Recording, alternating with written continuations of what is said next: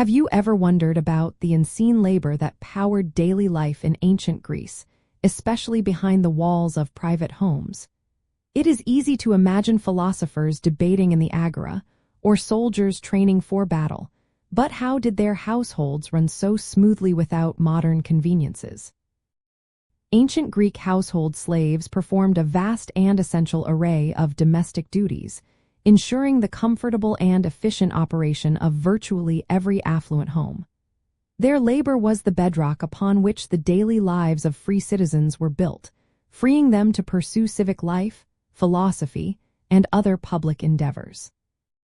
The necessity for household slaves stemmed directly from the social and economic structure of ancient Greece, where manual labor was largely considered beneath free citizens, particularly men. This societal norm created a profound reliance on slave labor for tasks that today we might perform ourselves or hire specialized services for. Slaves were involved in everything from the most menial chores to highly skilled positions. They cooked meals, fetched water, ground grain, cleaned homes, and maintained fires. Women slaves often specialized in spinning wool and weaving fabric, producing clothes for the entire household.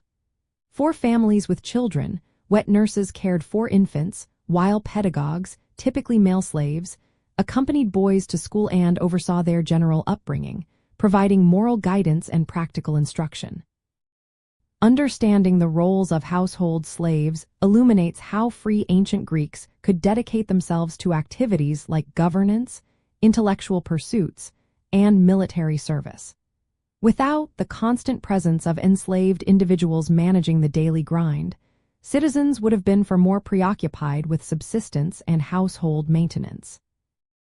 This system fundamentally shaped the distribution of time and responsibilities, allowing for the leisure that underpinned many of ancient Greece's celebrated achievements in philosophy, art, and democracy.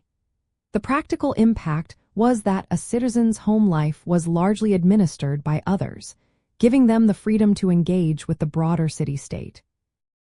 It is important to remember that the ancient Greek household, known as the oikos, was the fundamental economic and social unit, and slaves were integral to its function and productive capacity. While domestic slavery was still harsh and involuntary, household slaves often lived in closer proximity to their owners and sometimes had slightly better conditions than those toiling in mines or public works, though their lives remained entirely at their master's discretion. Their specific duties were incredibly diverse, ranging from general servants to skilled artisans or even trusted overseers of other slaves, reflecting the varied needs and wealth of each individual oikos. In essence, recognizing the pervasive duties performed by ancient Greek household slaves offers a critical lens through which to understand the entire fabric of their society.